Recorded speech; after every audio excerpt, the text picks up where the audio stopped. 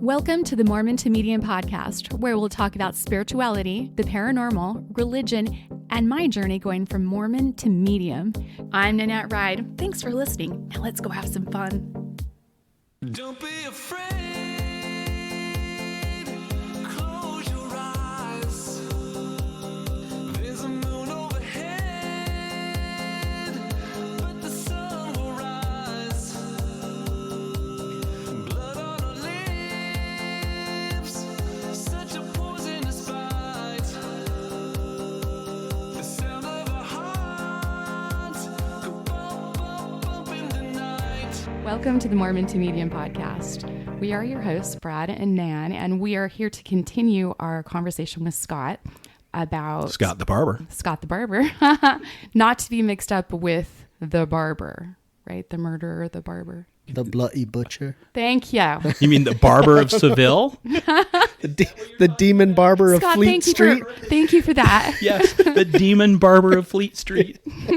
So let me tell you a little secret. I've had my neck shaved by Scott the Barber. And it makes you nervous. With a straight razor, and it scares the shit out of me. I get so much anxiety, and I know he's not ever going to hurt me. He's never missed, but I get a lot of anxiety. It scares me. He's told me that a couple of times, and I just laugh. I'm like, are you serious? He doesn't even shake like I would. Like, I'm like, he is just soft and smooth and perfect. And My favorite is when guys fall asleep in the chair while I'm holding a knife to their throat. It's Wow. that's trust right there. That is trust. that is serious trust. Terrifying. Can't do it. Sorry. I love you so much, but it scares me. That's why I don't do the gentleman service. I just do the beard trim. you pussy. I know. It's awful. So we're talking to Scott, and he is still a very active temple recommend holding Mormon, right? Or in the proper way, member of the Church of Jesus Christ of Latter-day Saints. That's so We don't want long. to be offensive to anyone, but he's kind of told in our previous episode, if you missed it, go back and listen, some of his background and kind of how he's come to where he is now in his life. And now we're going to talk about some juicy stuff. Yeah. So partier to Marine to barber, right? That's right. And husband, father. General manager of a demolition company. Yeah. All wrapped up in a beautiful smile. If you want some shit broken, Scott's the guy. Yep. Talk about shelves. Let's break them shelves. Part of what Thank you for catching that. Yeah.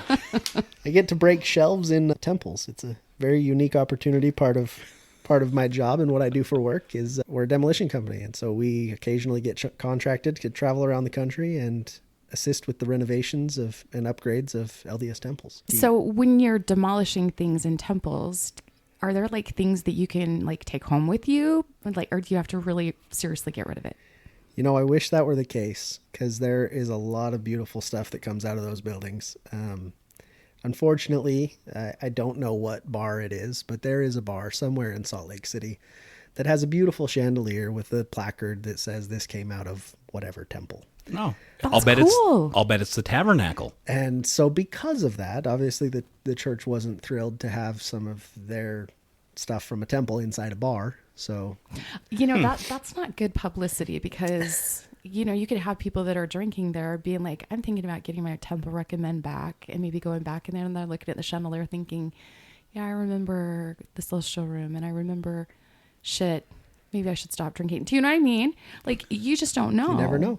Well, just like the LDS Church embraced the Book of Mormon musical by the South Park guys, they embraced it. They put out an ad in the playbill. Like they were all for it. They had so many investigators because of that musical, even though it was I wouldn't necessarily say anti. It just it shared the truth in a way that was not appealing to the church. Yeah. Basically, It was very much a parody. Isn't that a little hypocritic then to like, I don't know. I'm trying to, okay. I'm not trying to be judgy at all, but I've been in the temples and I know what kind of hand craftsman goes into that. Like there's carvings and I mean, immaculate, gorgeous stuff, workmanship. Incredible. Like, Yeah. and you don't even get that kind of stuff in society these days.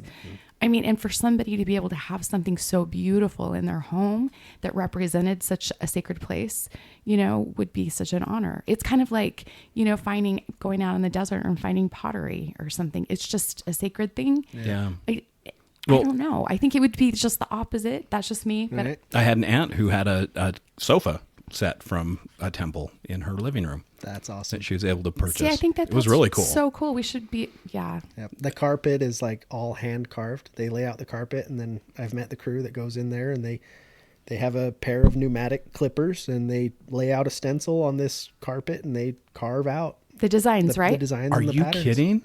My Wow. aunt used to do those designs on the carpets back when she actually went to church. But That's crazy. I didn't know that. Yeah. So we had this one temple. They were replacing all of the stained glass windows because they were just old and air and moisture was getting in. So, but all those stained glass windows, they went into the dumpster, and we stacked them all in the dumpster nicely. And then what? they came by later and found that a couple were missing, and they, you know, even though that, like, they would make an amazing coffee table or something. Right? Exactly. Like Oh. coolest, but no, we had to. That's from then so on. sad. From then on, it was everything that goes in the dumpster gets destroyed beyond recognition. Wow. That's heartbreaking. That's history. You know what I mean? I know. I'm That's sure they keep some stuff for Wow. you know their vault or whatever they got up in wherever it is. one of the canyons up there. There's an underground vault full of church history. It's kind of interesting, though, how the stained glass comes full circle, because Pop, Brad's dad, installs those stained glass windows in the celestial rooms and in the temples before they're dedicated. Yeah, he's put in glass in temples all over the country and out of the country. He went to Campinas, Brazil. Yeah, Brazil. Did all the stained glass there. So that's interesting. And Scott's taking Scott tears them out. and- Yep, Pop puts them in not- and Scott tears them out. Yeah. Mhm. So interesting. So let's talk about breaking shelves, not Yes. just physically in the church, but, you know, that's one of the terms you hear a lot. And Nan, do you want to explain what breaking a shelf means? It's basically something that you come across in your journey through the church that just doesn't resonate with you. And you ask for questions and clarity and answers and all that. And then you're told, you just need to wait until you die and ask God. And you're like, fuck. And you put it up on a shelf. Excuse my American, but I had so many on my shelf.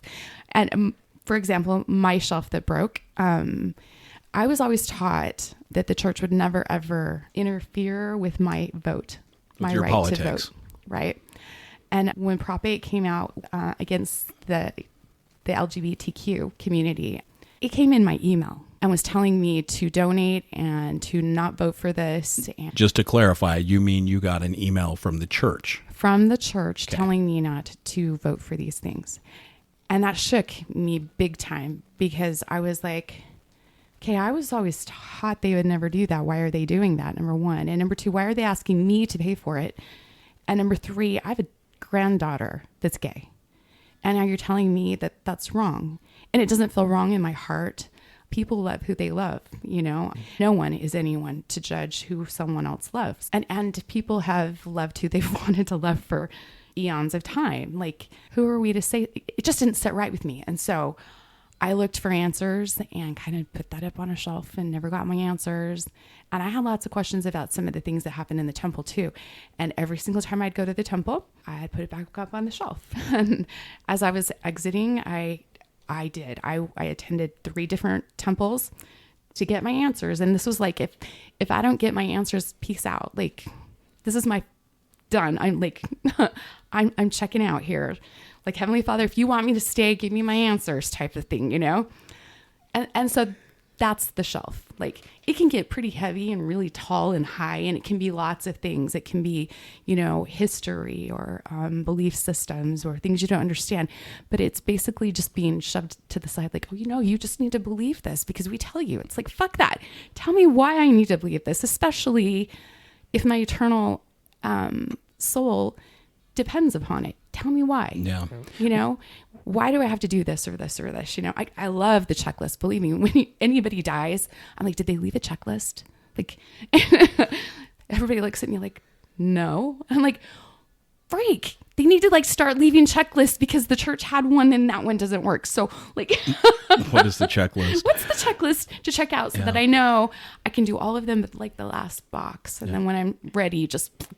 But when you get too much stuff on your shelf, it eventually is Busts. not. Yeah, it's just not going to hold all that weight, and And so that's usually why it's ugly, huh? Yeah, that's why they talk about your shelf breaking, and that's where that whole thing comes from. So that's a great explanation, Nan. Thank you. So, I mean, there's a lot of things to unpack there.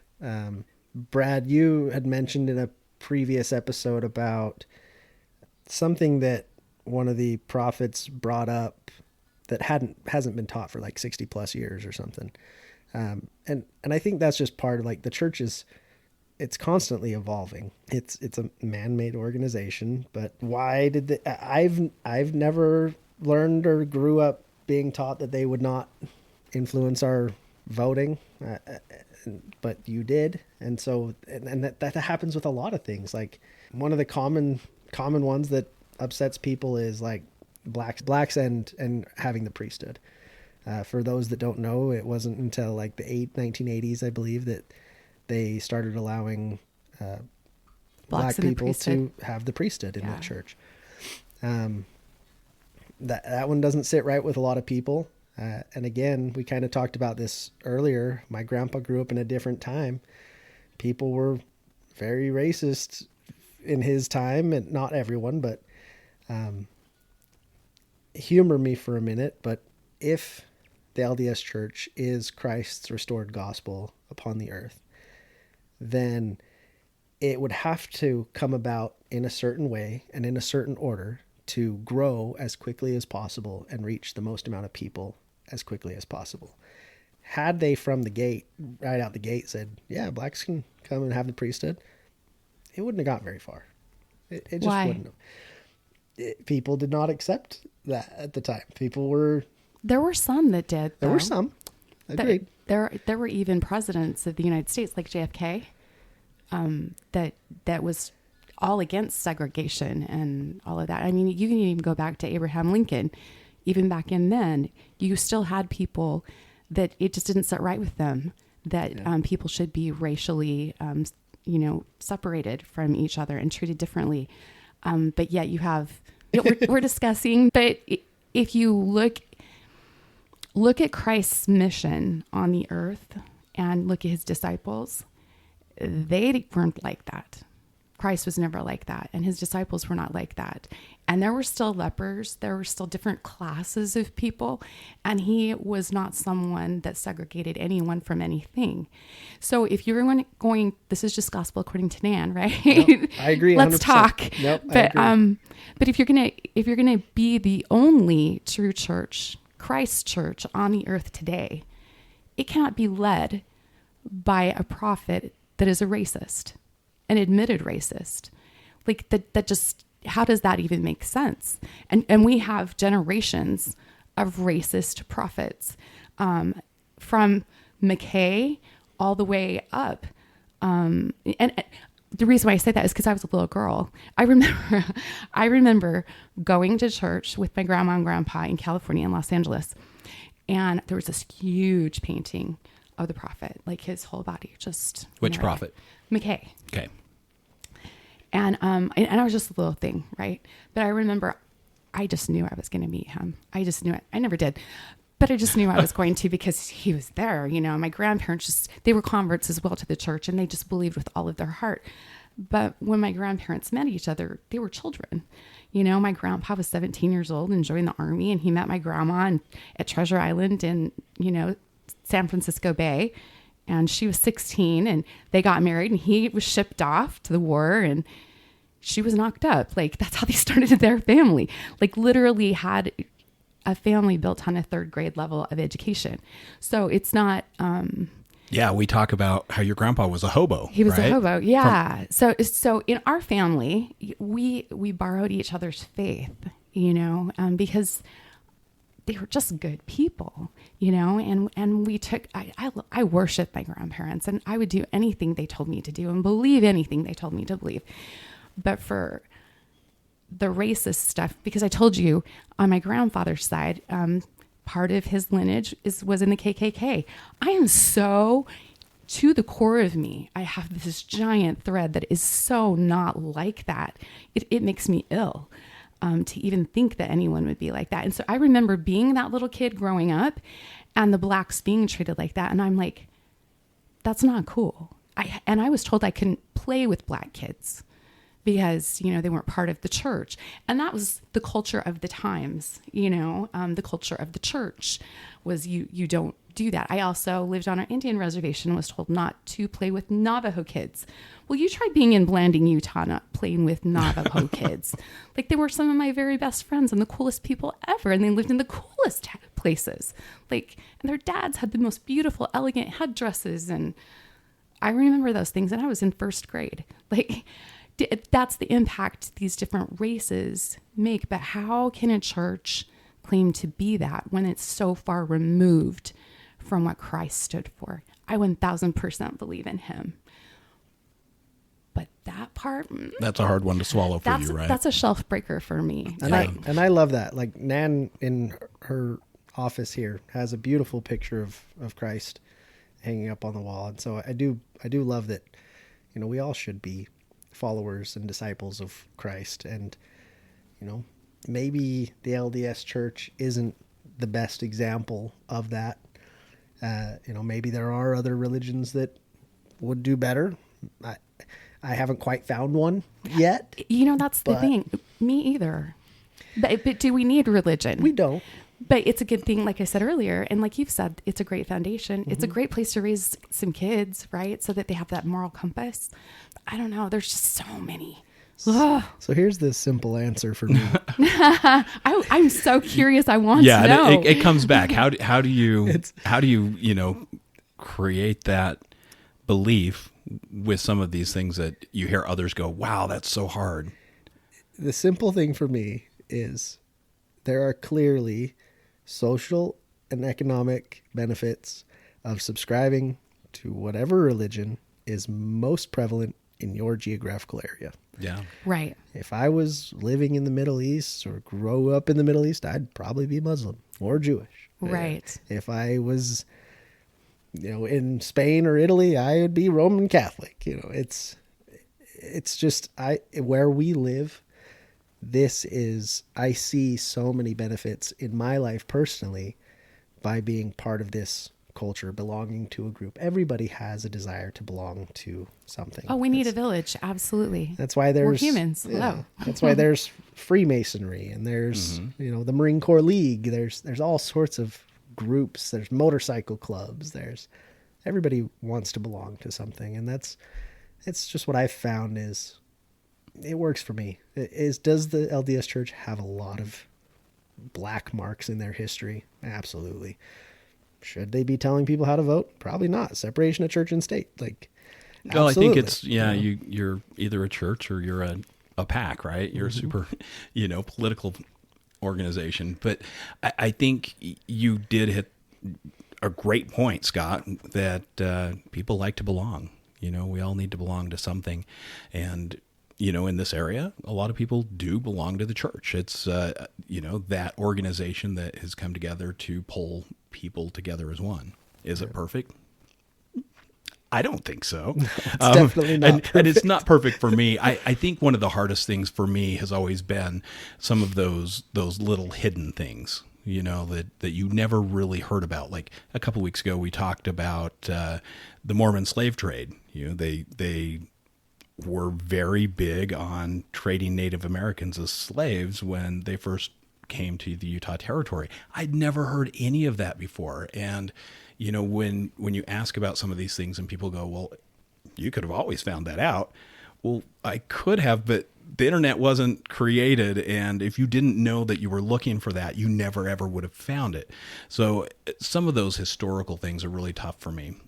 How do you wrap your head around those and go, okay, because we were just talking about that, right? Mm-hmm. The blacks in the priesthood. How do you wrap your head around some of those historical un-Christ-like things that have happened? So a couple of things that you've talked about, like Mountain Meadows Massacre, a terrible tragedy. I do not claim to have all the answers, and call it my cognitive dissonance or whatever you want, but the way I choose to justify things and the way that I can be at peace with what happened is from what I understand, what I've read. And here's the beautiful thing about information that comes up. I've seen the exact same information that people learn make one person's testimony stronger and another person destroys it. Oh, totally. Same information. Yeah. And so there's just so many ways to kind of interpret and look at things. I found for me that, with Mountain Meadows, it was a very rough year. There weren't going to be enough crops to get through the winter. There were people traveling to California, and there were rumors flying left and right. Hey, they're going to attack. Hey, they're going to come steal our stuff. They've asked for help, and we said no. Not very Christ-like, but we didn't have enough to get through the winter for ourselves. We can't be giving it to other people. So, that was wrong right there. But then with all these rumors flying, there was just a lot of fear. And, fear is not Christ-like. Fear does not come from God. Yeah, we saw that during COVID, didn't we?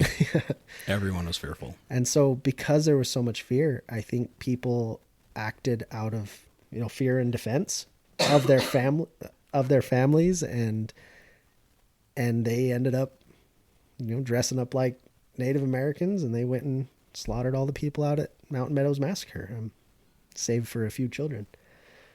Absolutely terrible. It's a tragedy. It's very sad. I can't even claim to relate what kind of fear would take hold of somebody like that. It's in many ways, it's kind of trying to fathom depression and suicide. People that are in that state before committing suicide, like they are in their own living hell. And I think that's where I have a friend who, she had a dad that committed suicide, and she doesn't like that the church always said that they're going to hell for committing suicide. Right. Absolutely not. That is not the way I interpret that. They're already in hell. They're Yeah. living their hell. Yep. And so when they took their life, that is as close to hell as you can get. And now they're in a better place, whatever that is. Hopefully they're not stuck in that state and that mindset. Just reliving that over and over. I would hope not. Hopefully they did find peace afterwards. But yeah. it's a tragedy. And with the slave trade that you mentioned, again, there could be different ways to look at that. Call it human trafficking. Well, in many ways, America is the biggest human trafficking country in the world. And, I may offend people here. How much does it cost to adopt someone? Right. It's not cheap. No. It is No. absolutely not cheap. It's ridiculous. And during China's one-child policy, all those extra children, they were often, getting sold behind, getting dropped off somewhere at an orphanage, and then they were turning around and quote unquote adopting them out. Like, Interesting. I have never even thought about the China thing. That's interesting. Adoption can be another form of human trafficking. We're getting kids from Africa and from other places. Like, you don't think their families are maybe selling them, because $5,000 goes a long ways in a lot of countries. That's true. Yeah, And you spent time in Africa. We're paying $30,000 to $50,000 for adoption here sometimes. Well, and my son, who's a history teacher, I wasn't aware of this until he taught it, and I had to ask him. Like, he was talking about the trades that were happening, and how Africa were the ones that actually sold their own people, because they didn't have anything else to barter with, and they still do it to this day. But imagine being so poor that that's the only thing that you can sell. And I'm not saying feel sorry, or anything like that, but I'm saying that America isn't the only place. I think it's around the world. Humans are very disposable, and people think of humans as disposable, and it's sad, and it needs to change. But it's so interesting. Everybody has their past, but I think that the church is just held to a higher standard because they hide their history. And usually, kind of like a little kid, So, Mom,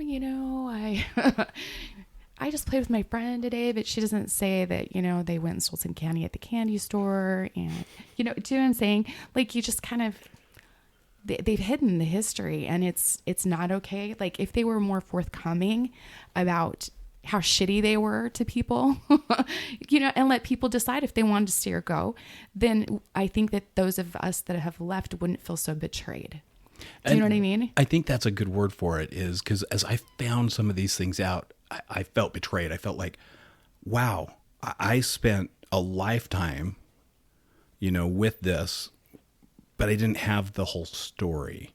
So it'd be like going, it was difficult. It's been difficult to process. It's a very common theme that I hear from many people that have left the church is just feeling betrayed. Like, because of my upbringing, I never grasped so tightly to one idea or one belief. I was always very nuanced, asking questions, and I can easily relate and understand how difficult that must be to believe something so wholeheartedly and then find flaws in that and just be destroyed, be crushed, and feel like you've been lied to. Absolutely. And in a way you were lied to. So, kind of back to the slave trade, like maybe they really were trying to help these people. Maybe they were adopting them and trying to give them a better life because they felt that the life they had was worse than what they could provide. Was it? Probably not. Like, just because the way life is different than yours does not make it better or worse. It's different. So Scott, have you had anything that you've had to go, well, I'm going to put that on a shelf and I'll just deal with that later? I mean, I'm sure there's been plenty of stuff. Like I don't really quite understand the handshakes and signs and symbols. Do you know what? That's my ace in the hole, because people are like, you know what? I'd rather, stay in the church and then find out it was wrong later than leave and find out it was right. It's an insurance policy. I know the handshakes. I don't have to know anything else. I know the handshakes to get in. I'm good. That's my ace in the hole.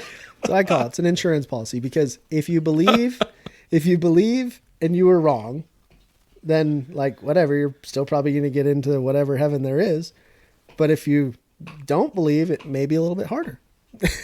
Fair enough. Fair enough. What about one that's always been really difficult for me is tithing. Tithing has never been one of those commandments that I was like, yeah, I'm on board, baby. And especially nowadays when you go, wait a minute, the church has $100 billion. $100 billion. Hey, those of us that are part of the church, when the end comes, we know we're going to be taken care of. No, you won't. No, you won't, because they're going to say, Brother Scott, if you don't pay your tithing, you're not going to be going to the next level. So that one stresses me out. I love the tithing conversation. It is a big hang up for a lot of people. And, there's so many ways to look at tithing. Technically, it's 10% or more of your increase. Okay. So let's pin that for a second. And secondly, tithing doesn't, in my interpretation, this is not doctrine. Tithing to me is 10% or more of your increase to any charitable cause or good cause or organization. So if you choose to give 10% of your money to whatever charity or the homeless guy down the street or things like that, helping other people in your community, to me, that's tithing. 10% of your time even. But it keeps you from your temple recommend. It does, because they'll see how much you made in a year and they'll see how much tithing you owe. And then they'll freaking give you a fucking bill for it. I've had them. You owe us $3,000. Well, I'm sorry, we have no heat in our house. How about you go? That's sad. I haven't. I don't have any personal experience with that. I think that comes down to Bishop Roulette again, yeah, right? Absolutely it's like, could. Hey, did you pay a full tithing? Yep. Did you? You know what I mean? No, it went one step further. Can you bring your taxes in so we can make sure you paid a full tithing? Are you shitting me? No. You actually had a crazy. bishop No. say that? Yes. That's nuts. Did you kick him right in the nuts and say it's none of your business? No, I was like, you know what? We'll pay a full tithing, but you get to buy our food and pay our bills. That's an interesting. They That's do what that happened. though, right? And you know how humiliating that is, to have to go to the bishop's storehouse to get your food every single week, and then have to go meet with the Relief Society president so that you can pay your utility bills. Like, it's humiliating. Where if you had that 10%, you'd have been able to take care of it yourself. It's like, just let us dig ourselves out of the hole. We're a brand new family and we are living in a piece of shit house. Let us at least get our head above water. But no. This one seems really personal to you, Nan. No, because yeah. So again, I think because I paid it. I believed that. I swallowed the Kool-Aid. I think that's so wrong. Personally, I absolutely. If you can't afford, back to increase. Yeah. 10% or more of your increase. Your increase, right? And if you're not making anything, you got nothing. Exactly. There is no increase to give. Exactly. If we need a house to live, we need gas for our vehicles. We got car payments to get to and from work to make the money we need to live. After you pay these necessary bills, what's left, in my what opinion, you should pay, that's your right? increase. Right. You pay 10% of that.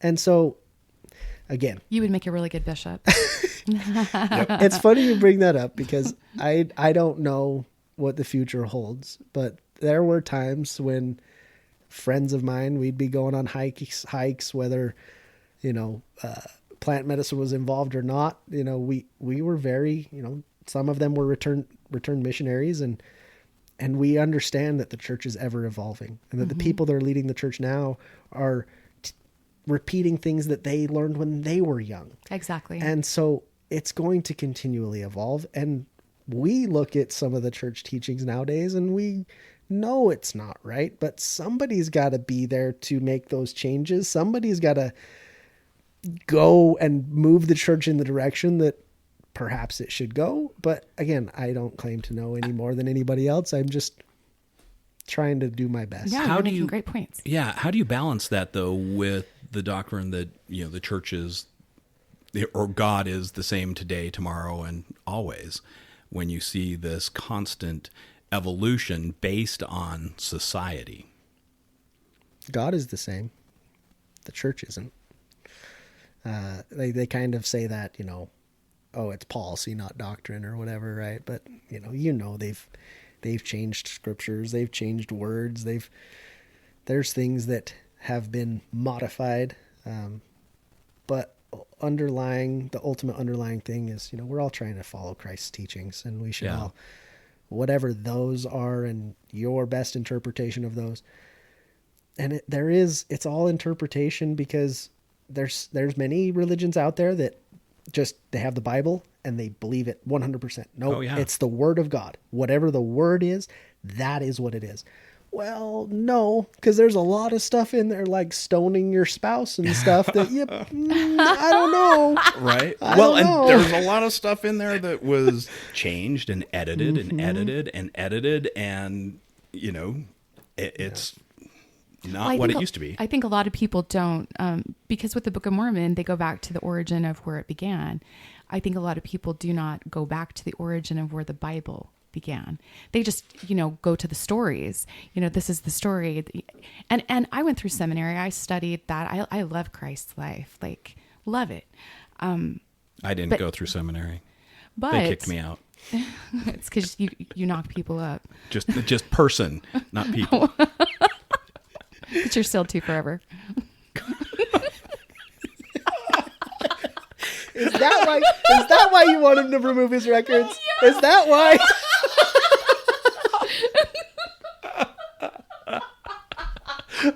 This is his insurance policy. At least he'll have a wife up there somewhere. I guess.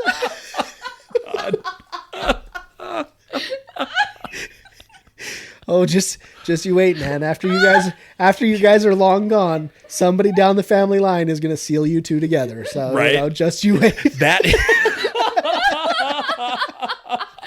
Right. Oh my gosh. And that will be the beginning of the first poltergeist in the celestial room. Chandeliers will come crashing. Oh my gosh. That's hilarious.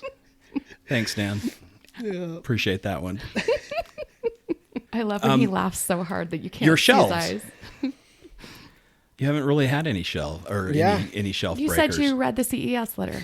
I did. Oh, sorry. I was actually going to mention a book. I cannot remember the author, but it is called The Map. Amazing book. And it's literally just... I know that one. Do you? Yeah, it was written by Dora the Explorer.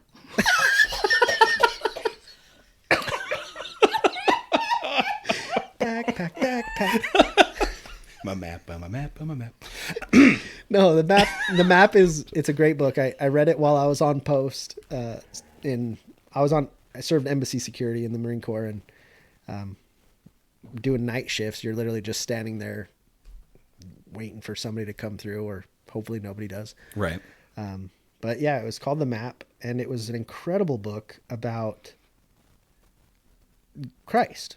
And it was literally like, if you follow Christ's life and all of the things he did, it was literally a guidebook on how to live a better life. And the awesome thing about this book is it showed step by step how, so many people get hung up on the fact that you need to be humble, you need to turn the other cheek, you need to be humble, you need to turn the other cheek and be humble like Christ was. But there are a lot of teachings of Christ being very strong and powerful. Yeah.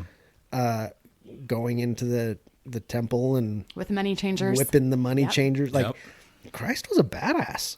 Like, True. so many people forget that fact and just think he was this meek and mild person. But He hung out with a bunch of sailors. What do you expect? he hung out with prostitutes and gamblers, and I don't know. Christ had a lot of cool stuff to teach us. The Map is a great book to read. And many religions get caught up in that humble, meek aspect because, well, honestly, that's the most useful. If people are continually Subservient like subservient, that. then, it's, They're easy to control. yeah. So, but there's a lot of, teachings of Christ that, anyways. Dan asked about the CES letter. Oh, yeah. You mentioned you'd read the CES letter. I honestly, there was so much information in the CES letter. Can you take just a minute and explain what the CES letter is? From what I remember, and this was a few years ago that I read it, some guy basically submitted a letter to the church with all of the items on his shelf. Please explain this and this and this and why this and why that. And the church, first they didn't respond forever, but then they finally did respond, and it was just very much, like Nan has experienced. Ask Christ ask God when you get up there. Like, we don't have an answer for you. Like you said, the church has kind of shunned away from confrontation and people that challenge their past and their things like that.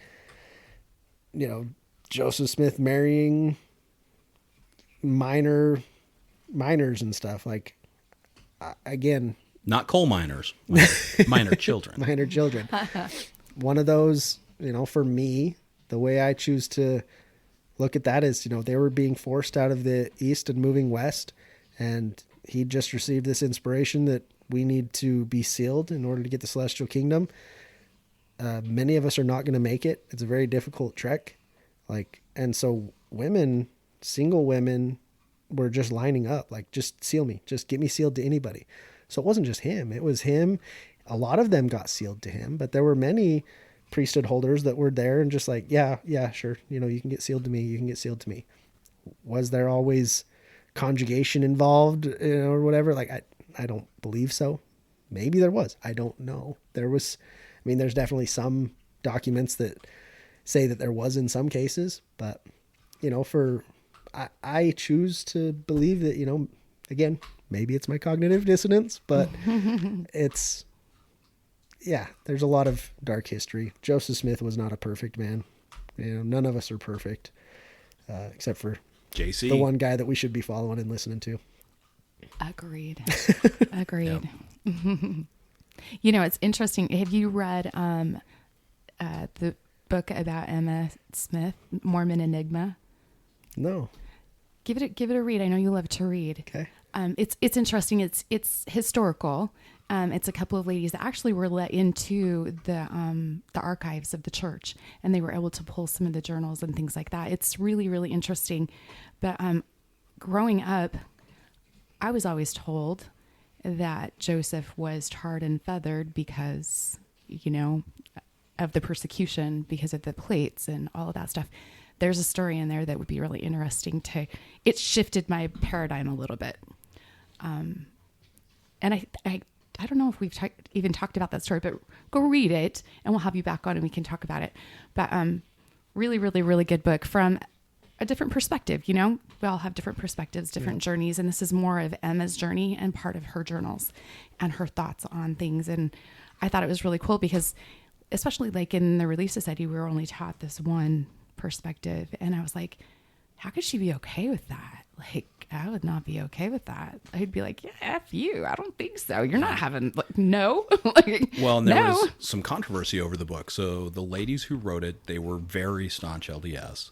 They did the research. They wrote the book. It was very objective. You know, here's the stories. This is what we learned. It was sold in Deseret Book. The ladies were going around on the fireside circuit, right? Speaking about it and talking. And then the leaders of the church went, whoa, whoa, whoa. Slow down. We're not sure we like this. And then they pulled it from Deseret Book, said these ladies don't get to talk about this anymore. And then a few years later, they said, okay, yeah, they can. It's okay now. So it's had this really interesting wave of publication, I guess. And again, there's a lot of information out there that isn't necessarily hidden, but it's not. I'm not going to go around and tell everybody all the bad things that I've done. Right. I'm reading a book currently about Porter Rockwell, and it's amazing. And I've got a bottle of his whiskey he downstairs. was Porter's Fire. He's not lying. he did own a distillery. That is a fact. He did. He owned bars. He had long hair. He was a smoker and a drinker, and he was an active member of the church. So it's just interesting. Those cowboy days were interesting. Yes. There's some very cool stories. And there's a lot of, like, in that book, it does not hold back. No. It talks about people that were murdered and people that, ferry boats that were intentionally sabotaged to kill people. Like, there's a lot of, it's rough. It's The cowboy days, right? Yeah. Oh, Porter Rockwell was a gangster. Yep. So not very Christ-like, if we're trying to be like Christ, but maybe it was a lot harder back in the day. Well, and I think that's a really interesting perspective, Scott, is, what was it like during that time period? Can we go, well, maybe we give some allowances because during that time period, life was very different. You might have to shoot somebody. It might be somebody who's attacking your family on the wagon train that you have to defend them from. I don't know. I think. Okay, but like there's damage control that the church has been doing, and for example, somewhere in this house, I have an ensign. Okay, because I was a staunch. I have ensign. the friend The Ensign is a magazine that the LDS Church publishes. Yeah, and the Friend is for children, and like I had them all. I subscribed to them all. We couldn't pay our bills, but we had those damn magazines. But there's a picture of Joseph Smith with the Urim and Thummim on, and we were always taught that he had to put the Urim and Thummim on in order to translate the Book of Mormon, and that there would be a sheet up, so that the person wouldn't see and blah blah blah. And now all of a sudden, this new prophet like tells you that I've seen him demonstrate the rock in the hat bullshit. And I'm like, whose butt did they pull that out of? Like, I heard that he did that when he was trying to BS people into finding treasure, but never as a revelatory thing, and translating the Book of Mormon. It was always the Urim and Thummim, and now that's not a thing. And so I'm like, I kind of feel like, are we doing a Monopoly guy without the monocle now? Like, is it that Mandela effect going on? Because I'm feeling like I'm getting Mandela'd. The Mandela effect is real. Like, I don't know what it is. I don't know if it's CERN and like, crashing neutrons or whatever they're doing that like resets the world on another path or whatever. Something, but I'm not Weird, forgetting right? the last one. Like, Oh my gosh. That's a whole nother conversation we could have, right? Oh my gosh. I'll bet that's one to contemplate on mushrooms.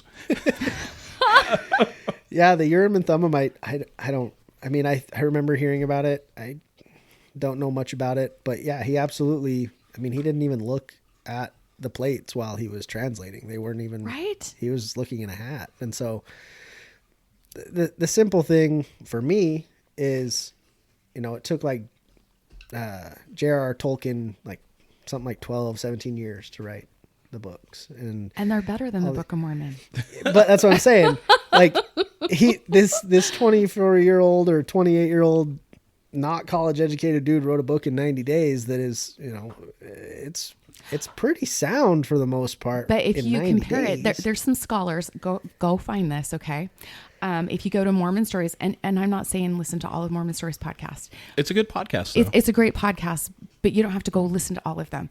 Go find the ones that say Mormon Stories and LDS discussions, and they'll take you through step by step how everything came about and where it came about, and you can go look for it. You can do your own research. It's fascinating, and they even talk about the things that are happening in that time period, and with the people and among the people, and who believed what, and like all those things. It's fascinating, and they bring in different journals and things like that. But there's a couple of biblical scholars that talk on there too. Watch for them. They actually will take the Bible and they'll take the Book of Mormon. And these are people that work for BYU. Okay. Like these are members of the church, but they're scholars, and scholars have like this fine line that they walk, and they're like, you know what, this is my religion over here, but this is history. And I'm going to talk about history right now. And much of the Book of Mormon was taken from the Bible. Much of it, like you can almost verbatim. And his family was very into the Bible. And they even bring in some of his mother's journals and talk about, things like that. It's fascinating. And that history is fascinating. That is a conflict for a lot of people, because if you also start to consider the fact that, like, okay, well, if the plates were written in whatever year 600 BC and then the Bible was written in whatever year, like how are they so exact? Right. Especially through years of translation from Hebrew to English to Exactly. So it's interesting. And I'm not saying pish posh this or this or this. I'm just saying it's interesting to gather information, and then whatever resonates with your heart, go with it. Yeah. Like whatever it is. Well, and there were other books But at the it's just time. fun to that's But interesting. like we've said, like truth is truth, regardless of the religion. Like Exactly. truth is truth. So if it's truth and that was truth, and they both happen to say the same thing, like word for word is a little weird. But A little weird. Yeah. I think there were other books at the time. First of all, I'm going to say that, and then I'll jump to what I was just going to say. There were other books at the time that were very similar That to you the pulled Book from. of Mormon that you can look at and go, one of these borrowed from the other, which was written first. And the scholars will bring those in. They talk about them. Yeah. Go listen to them. They're so good. One thing that's difficult for me with that is growing up my entire life, I was taught that the Book of Mormon was a literal translation and an exact history. Yep. But now they're going, whoa, whoa, whoa. That's not really a literal translation. It is actually an interpretation, and it's not an exact history.